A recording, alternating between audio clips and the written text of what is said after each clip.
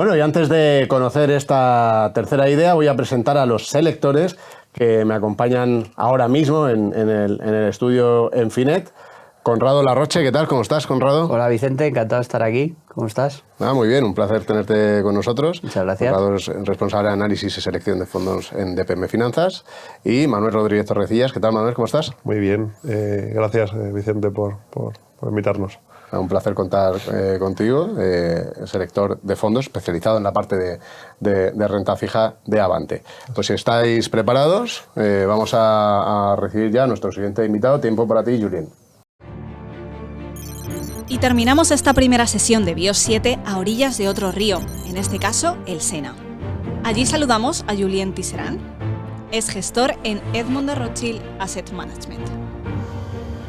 En estos tiempos de retos, el de Julien es considerable: obtener rentabilidad en renta fija. Algo para lo que es clave ser flexible en estos momentos, pero también muy metódico. Vamos a ver cómo lo hace. Te escuchamos, Julien.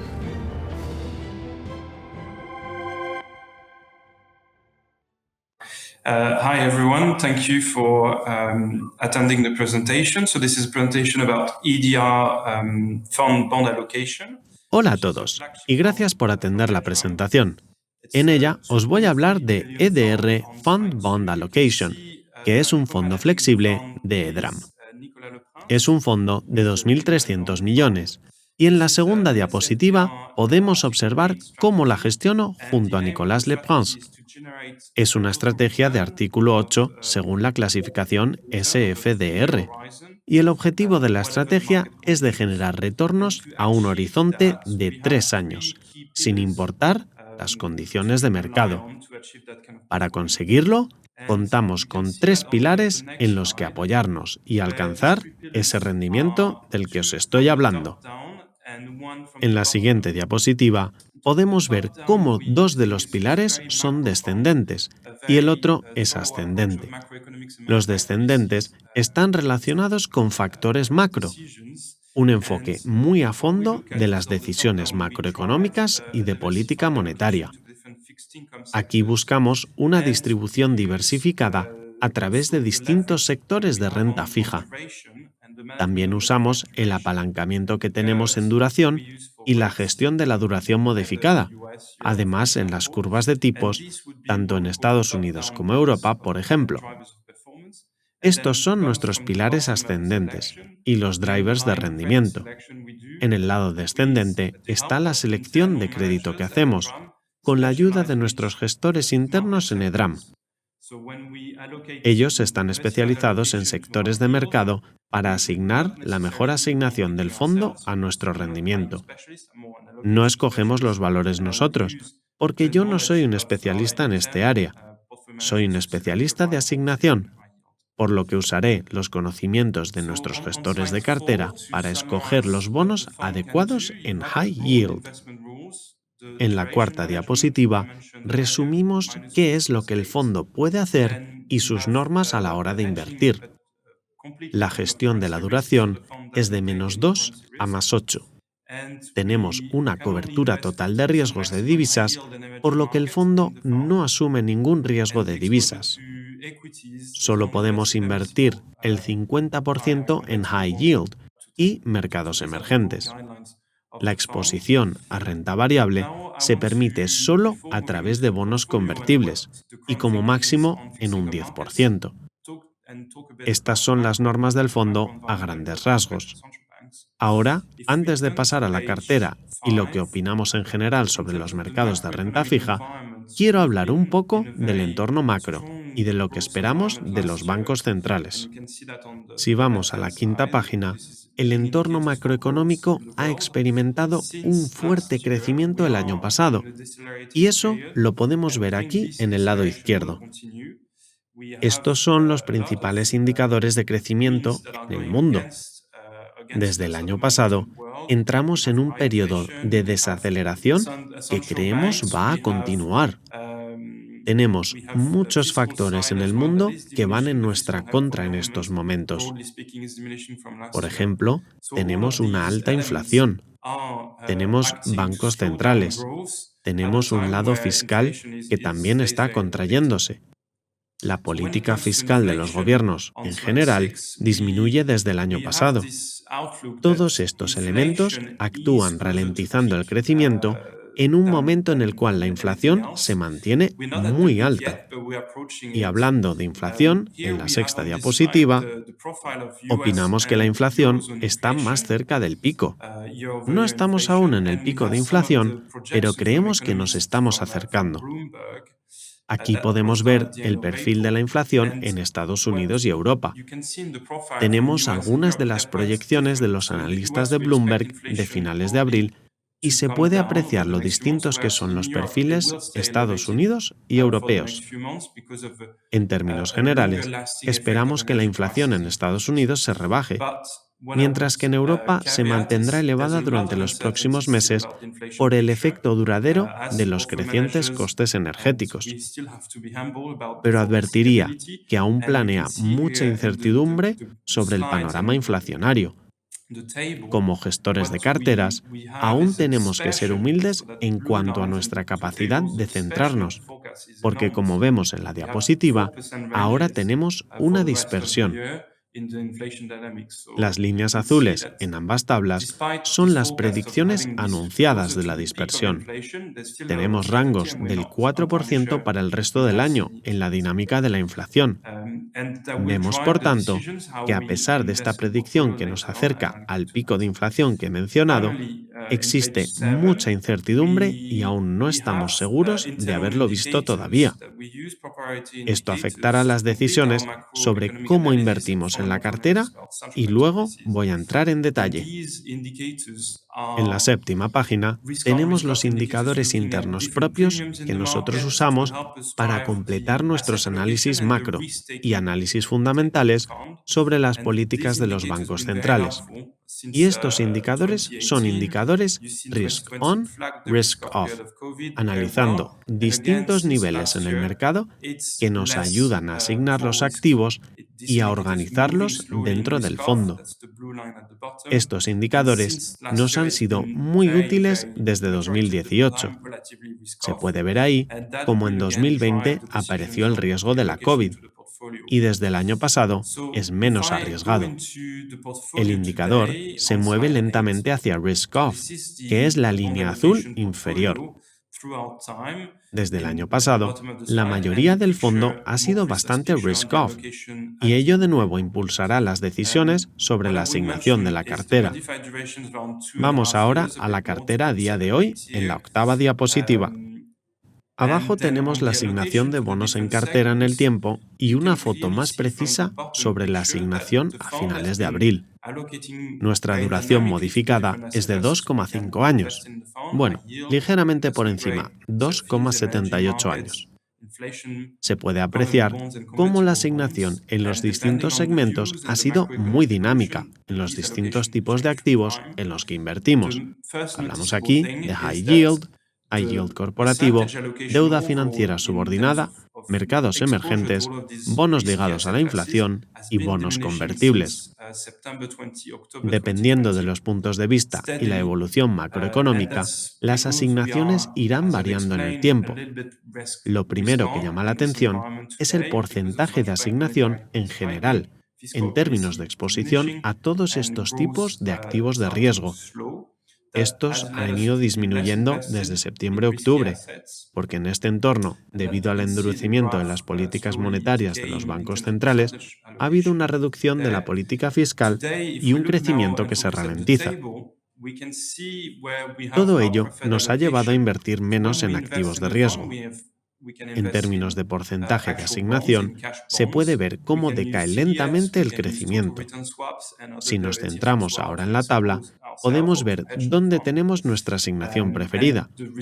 Cuando invertimos en el fondo, podemos hacerlo en bonos, bonos de efectivo, CDS o Total Return Swaps. y otros derivados para exponernos o para cubrir el fondo. La exposición total resultante está en la columna de la derecha. Si me centro en las tres convicciones más fuertes que tenemos en estos momentos en renta fija, la primera sería High Yield corporativo y principalmente en High Yield europeo, y eso está en papel de plazos cortos.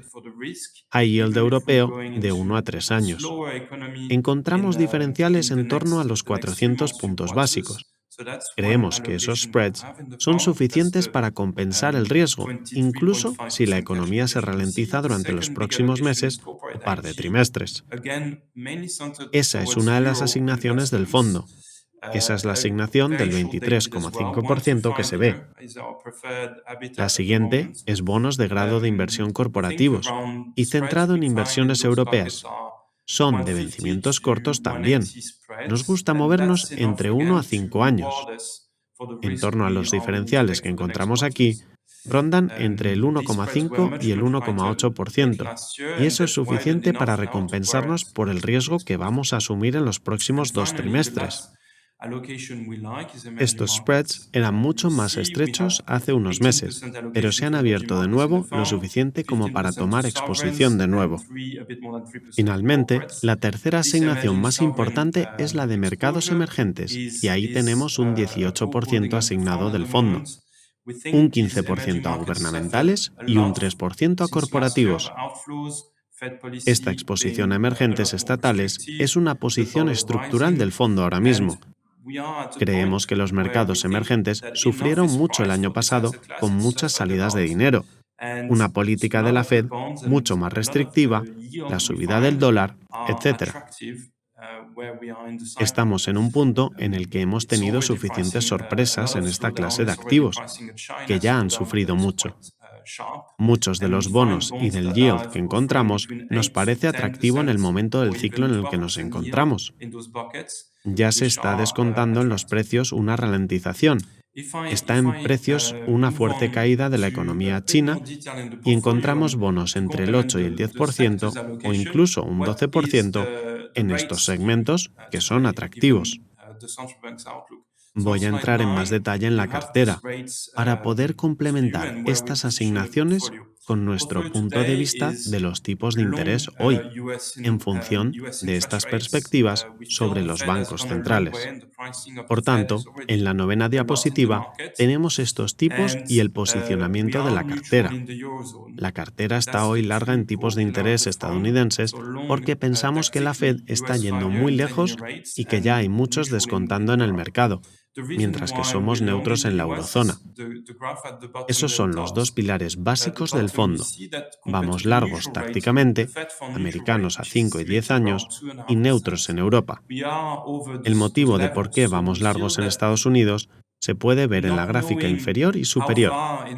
Abajo lo vemos comparado con el tipo neutral del fondo de la Fed, que se estima en torno al 2,5% y ya estamos por encima de esos niveles. No sabemos cuánto se adentrará la Fed en territorio restrictivo, pero en los precios actuales el rendimiento ya se ha situado por encima del tipo neutral.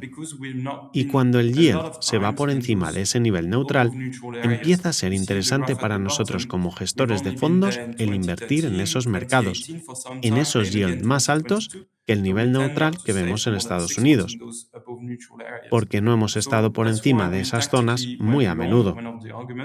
En cambio, en la gráfica inferior se aprecia como tan solo estuvimos ahí en 2013, 2018 y de nuevo en 2022, aunque normalmente no suele durar más de 6 meses.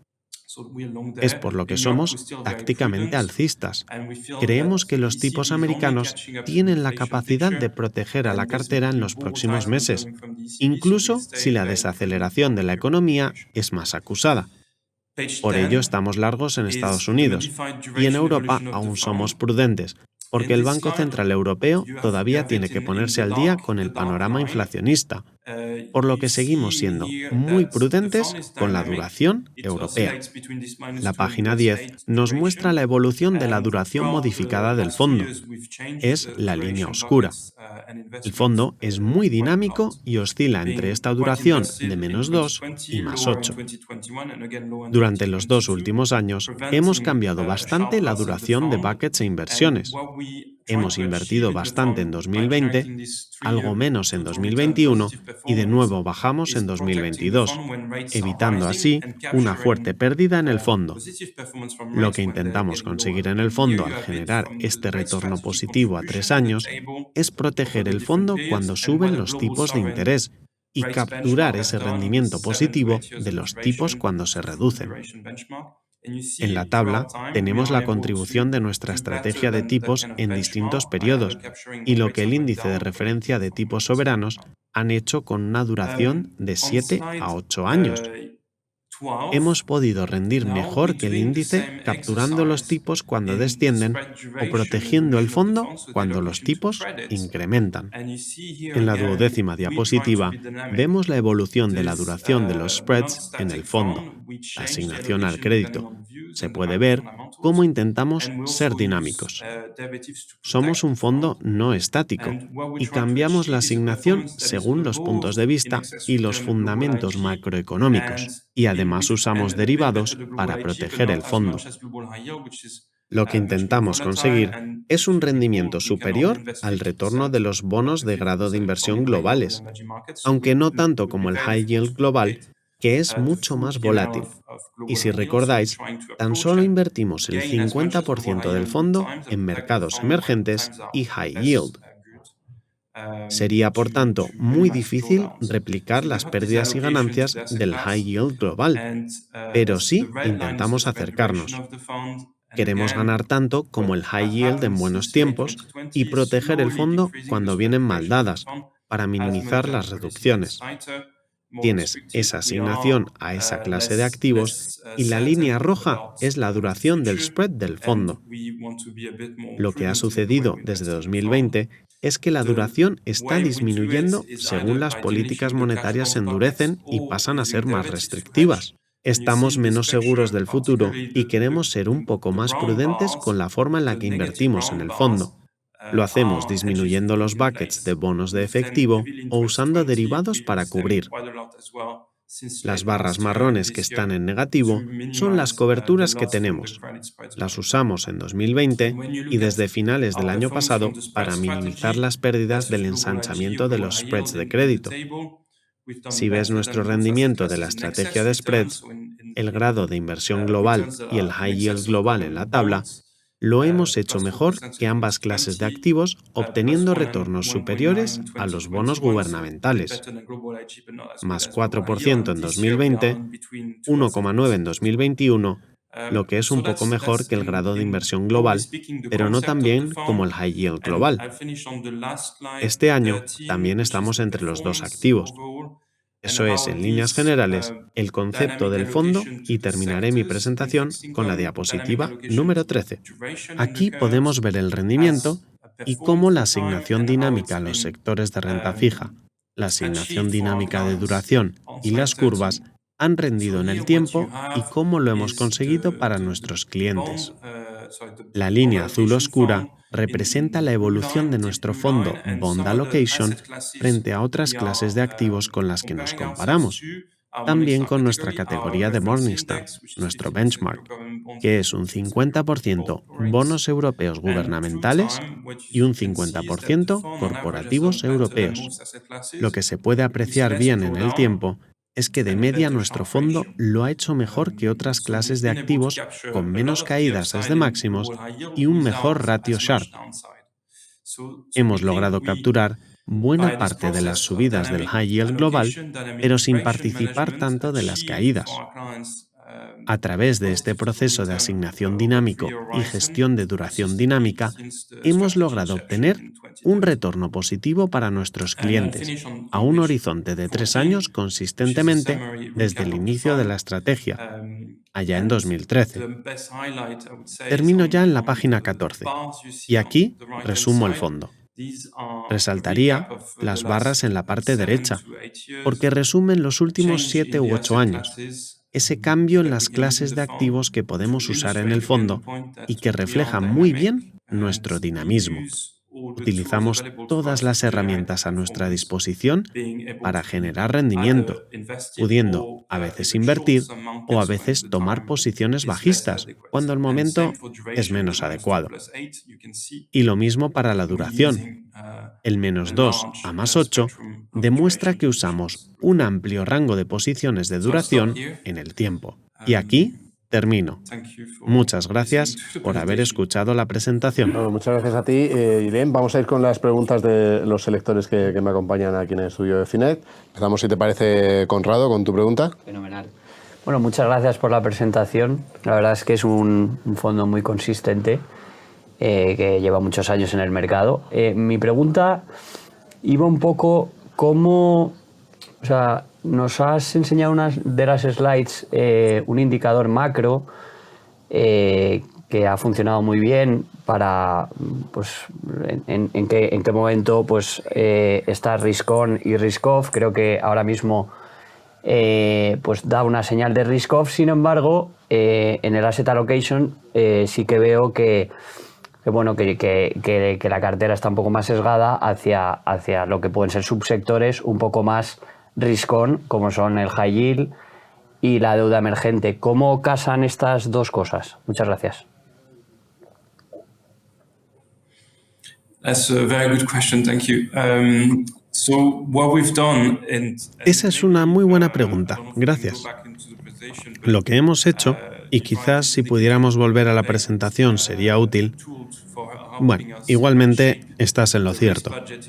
Este indicador ha sido una buena herramienta para ayudarnos con el presupuesto de riesgo dentro del fondo. Es cierto que aún tenemos activos de riesgo como el high yield europeo o deuda emergente, pero me gustaría resaltar que hemos reducido el riesgo bastante este año. En la asignación de activos teníamos un 17% de deuda subordinada a comienzos de año, muchos cocos de nivel AT1, que son bonos de bancos con mayor riesgo. Esto lo hemos reducido ahora al 2,5%, lo que supone un descenso muy pronunciado. Solo hemos dejado en el fondo algunos sectores donde creemos que la relación riesgo-recompensa de 6 a 12 meses es aún atractiva. Básicamente, high yield europeo de plazos cortos y mercados emergentes también de plazos relativamente cortos. Todas estas exposiciones de corto plazo tienen menos riesgo de duración y de diferenciales. La estrategia ha consistido en reducir en bonos a más largo plazo y aumentar en plazos más cortos, que tienen una menor exposición a los riesgos del mercado.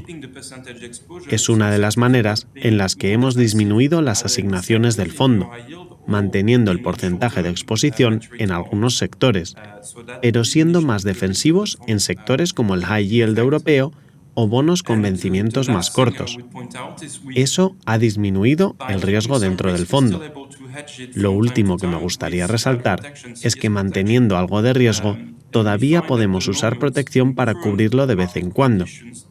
Con las condiciones de mercado actuales y a pesar de que muchos indicadores apuntan más a la reducción de riesgos, vemos cierto alivio en el mercado y hemos retirado algunas de las coberturas ya en los meses de abril y de mayo. Vamos con la pregunta de Manuel.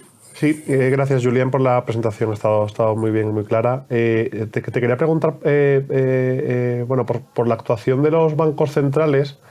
Bueno, pues hemos visto que la Fed, por ejemplo, ha empezado a subir tipos. En buena medida las curvas han empezado a reflejar ya ese endurecimiento, las curvas de tipos, y de hecho, bueno, pues habéis construido posición en la parte americana.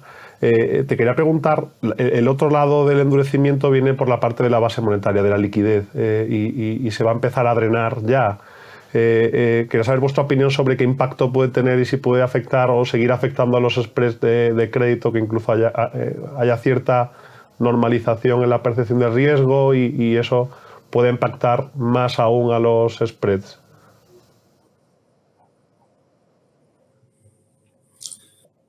Yeah, that's a very good question as well. So no, we agree with you that going later Esa in the también year, es una buena as the pregunta. normalization process Estoy de acuerdo continues, contigo en que según we avance should el año see y siga el liquidity proceso de conditions in markets normalización, continue to be deberíamos ver challenging, condiciones de and we liquidez should see complicadas en los mercados. Y también these deberíamos ver cómo suben los tipos un rates poco más. En going Estados slower Unidos, and higher. creemos que So mucho ya what I está was en precio. mentioning is in the Cuando US, oímos we've done a hablar de lot la of Fed, price. de subidas de 25 o When we're 50 talking about puntos the Fed, básicos, 25 bips incluso hasta is 50 bips, 75, 75 aunque esta bips. última cifra I think the esté casi 75 descartada. has been taken off the Al table, haber llegado marking the a este high point punto in alto US en yields. yields estadounidenses, es cuando That's hemos why we empezado a started to comprar de buy nuevo, back some US en yield torno at al that time, 3% en around rendimiento a 10 4% años. in 10 Nos year. llevamos el carry de la And here, posición with y creemos que, some of the según carry we'll get evolucione from el the position, and crecimiento, also los bancos as centrales empezarán a pensar en los efectos de variation in luchar contra growth la inflación continues, we y no think the central ralentizar banks el will start to crecimiento think tanto about a como trade-off para now provocar una between recesión. fighting inflation, but not slowing down La the growth situación de los bonos de technological growth of Estados the Unidos a sector. largo plazo So es, the por tanto, más US simétrica. longer dated yields Podemos ver cómo los move yields is a van bit more subiendo, symmetric. pero We también can podemos see ver yields cómo se moving back up estabilizan again, but o we can incluso also llegan see a the bajar stabilizer porque el moving crecimiento lower. se vea So afectado. this is starting to be affected. So that's the rationale Ese es el behind our razonamiento position. en nuestra posición en And Estados towards Unidos. and on Europe we En start very Europa prudent aún because still somos muy the prudentes porque pensamos only que catching up Europa to the aún está por process. detrás en este proceso. Europe, for example, in the next few Si la months, if inflación se inflation mantiene stays too demasiado high, alta en los we próximos start meses en talking about Europa, se quantitative podría tightening. empezar a This hablar is de un something that is endurecimiento absolutely not cuantitativo. talked about in markets Todavía yet, no se habla but de that's ello en los something that will mercados, come. pero es So algo que podría pasar. that all of these things, you're Y right, tienes are pointing razón. to more Todo esto normalization, apunta and a they una are mayor in effect normalización that y son un support riesgo de also ensanchamiento de attention to los credit spreads diferenciales de widening. crédito. And I would Tenemos point algo again de to the fact exposición de that riesgo en in el the fondo, fund, pero we solo keep aquel que some pensamos que risky está más exposure, protegido but we y keep menos risky expuesto al exposure that we feel ensanchamiento de are los more diferenciales. protected. Por eso And bajamos en la unless curva it's going to spread rápidamente wider hacia with bonos con short-term vencimientos de maturity más bonds, corto plazo. roll down the curve Y very si quickly. podemos resistir And esta if volatilidad we en are los able to próximos sustain 6 a that 12 volatility meses, for the next 6 to 12 obtendremos el months, carry y we'll lograremos un definitely carry retorno back to positivo. get a return that is Ese ha sido positive. nuestro enfoque, And that's the way evitar we've los approached bonos de things. larga duración, Avoid these porque longer no dated podemos bonds, excluir because el we ensanchamiento can't de los exclude that spreads spreads de widen aquí en more. adelante. Por lo tanto, estoy totalmente de acuerdo contigo. Sí, Julien, muchas gracias. Yo te quería preguntar, has comentado que la inflación en la zona euro, por lo menos en el corto o medio plazo, parece que puede ser más sostenida que en Estados Unidos. Me gustaría saber tu visión, o sea, qué niveles de 10 años, por ejemplo, en el bono alemán veis vosotros, cómo estáis posicionados ahora mismo. ¿Creéis que, bueno, supongo que sois conservadores, es difícil pues tomar esa posición de duraciones negativas, pero no sé si desde nuestro lado del charco vemos normal que la inflación sea igual de alta o mayor que en Estados Unidos, que vaya a ser más sostenida en el tiempo y que tengamos unos tipos más bajos, ¿no? Entonces, ¿cómo se puede traducir eso en vuestro posicionamiento? Bueno, esa es la pregunta. Muchas gracias.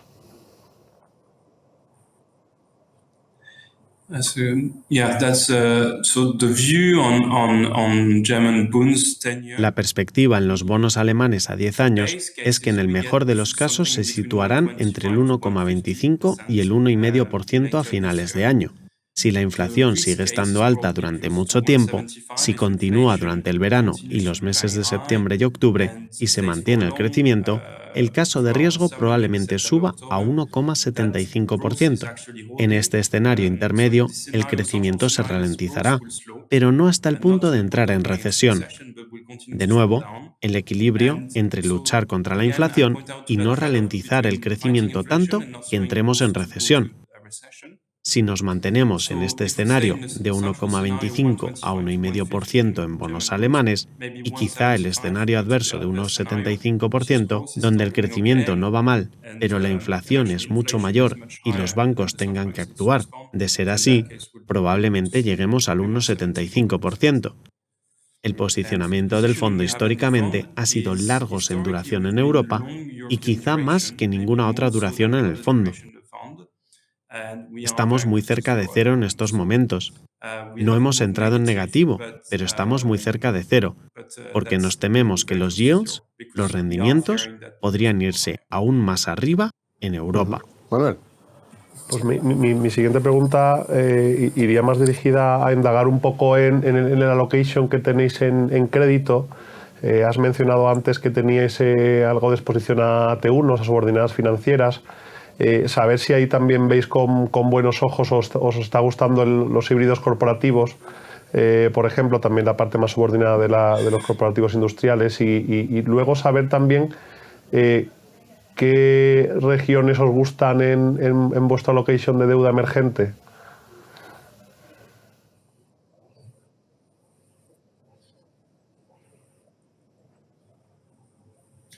So the CoCos, so sub-financial debt, AT1s and CoCos. Históricamente en el fondo siempre hemos invertido en los activos de deuda financiera subordinada, CoCos de nivel AT1. Ahora tenemos la menor asignación de siempre con un 2,5%. Teníamos un 17% a comienzos de año, pero desde enero hemos ido reduciendo la posición. Los bancos son robustos, no hay problemas en la posición de capital, pero es una clase de activo muy volátil que suele rendir peor que el high yield, por la mayor duración. El mercado en cuanto a las dinámicas de los inversores, conocemos muchos de los bancos privados de inversión asiáticos, donde hemos observado grandes salidas de dinero. Por ello, hemos reducido la asignación y aún no estamos seguros de volver debido a la volatilidad y a los bancos centrales y el ECB, quienes pueden seguir cada vez más restrictivos. Será una clase de activo que tenga más dificultades y se verá más afectada que el high yield europeo de corto plazo que mencioné antes, por poner un ejemplo. En cuanto a los híbridos corporativos, aplicamos exactamente la misma lógica.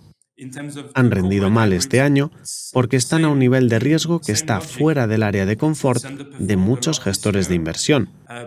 Muchos gestores de carteras, grado de inversión, compran híbridos corporativos para obtener más rendimiento, pero cuando las condiciones se deterioran, son el primer tipo de activo que sufre, porque no son una posición natural en la cartera. Lo mismo ocurre con la deuda subordinada financiera. Es todavía muy volátil y considerando que el Banco Central Europeo va a disminuir la liquidez, será una clase de activo que lo va a pasar muy mal. Y para terminar con tu pregunta sobre los mercados emergentes, ahí sí tenemos algo más de confianza, y la tenemos porque ahí ya se sufrió mucho el año pasado. Hubo muchas salidas de flujos, los niveles de inversión son muy bajos y muchos gestores de cartera han aumentado las posiciones en liquidez.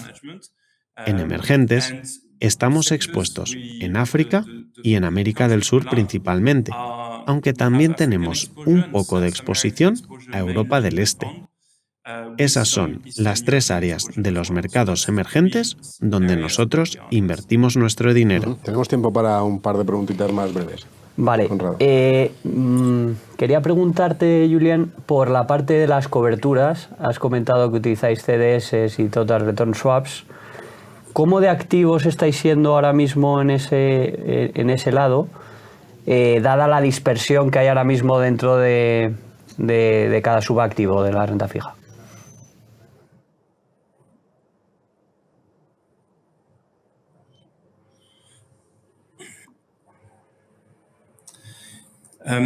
So when we invest in asset class, we would consider and look at different technical factors and fundamental factors. Sí, cuando invertimos en una clase de activo, consideramos una serie de factores técnicos y fundamentales para decidir si es mejor usar efectivo, bonos, CDS o Total Return Swaps. Usamos estos últimos para cubrir la exposición, al igual que los CDS. Los usamos mucho durante la crisis de 2020, donde teníamos un 50% de CDS, CDX, grado de inversión, y iTraxx Main para proteger el fondo, además de un 20% de protección High Yield en CDS. Los hemos usado de vez en cuando, tanto en 2021 como en 2022. Son herramientas muy líquidas para cubrir el crédito. El diferencial oferta y demanda, por ejemplo, en el iTraxx Crossover, ha sido de menos de un punto básico para nuestras transacciones, aunque no ha sido igual para los bonos efectivo y high yield. Es una manera muy líquida de cubrir una posición o asumir riesgo, y es algo que usamos a menudo en el fondo. En una de las páginas que os mostré, pudiste ver que podemos usar las coberturas según el nivel de cobertura que queramos en el fondo. Son una gran herramienta en este mercado porque no les afectan los problemas de liquidez y cuando en 2020 los bonos de efectivo se convirtieron en ilíquidos, estos activos seguían siendo muy líquidos. No teníamos problemas para incrementar o reducir nuestras posiciones. Recuerdo que la presentación, según van acabando cada una de las ponencias, la vamos colgando en el grupo de BIOS en Finect. Ahí vais a poder consultar esas presentaciones, esas slides que comentaba Julien. Terminamos con la última pregunta de Manuel. Pues mi última pregunta me salgo un poco de la parte financiera y comentabas antes que el fondo es artículo 8 por la nueva regulación de SFDR. Tenía interés en preguntarte brevemente cómo integráis eso en vuestro proceso de toma de decisiones y también le dais algún tipo de rating en ese sentido por la parte de sostenibilidad a vuestra cartera, ¿no? a las emisiones que compráis. Yeah, so we have the fund investing in so many different fixed income asset classes. El fondo invierte en muchos tipos de activos de renta fija.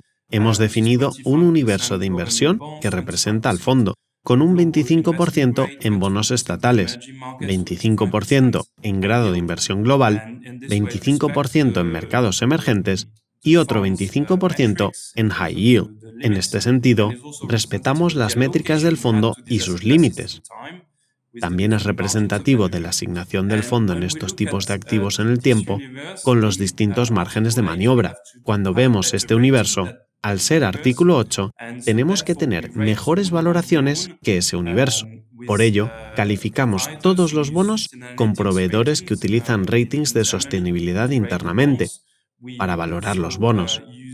También aplicamos exclusiones sobre algunos sectores. Algunas inversiones core tienen restricciones inamovibles sobre algún sector. Ahí no podemos invertir, como por ejemplo el sector de armas. Durante el proceso, evaluamos esas calificaciones de sostenibilidad para crear una cartera que esté mejor valorada en este universo de inversión. De vez en cuando, sí tenemos que elegir. Los mercados emergentes tienden a tener malas calificaciones y algunos gobiernos europeos o bonos de grado de inversión tienen mejores calificaciones. Tenemos que cuidar esos equilibrios, elegir bien, escoger cuidadosamente la inversión que realizamos para respetar las calificaciones. También consideramos nuestro propio proceso interno. Por encima de estos sistemas de ratings de sostenibilidad, aplicamos nuestros propios sistemas en algunos sectores, que complementa estos otros análisis. Pues ok, muchísimas gracias, Julien, por tus respuestas, por tu presentación. Ha sido un placer tenerte con nosotros. Thank you very much. Muchas gracias. Pues voy a despedir también a los dos lectores que nos habéis acompañado. Ha sido un gusto teneros. Conrado Larroche, de PM Finanzas. Muchísimas gracias, Vicente. Cuando quieras, aquí estamos. Y Manuel Rodríguez Torrecillas, también de Avante. Muchísimas gracias por estar con nosotros. Nada, muchas gracias a vosotros. Un placer.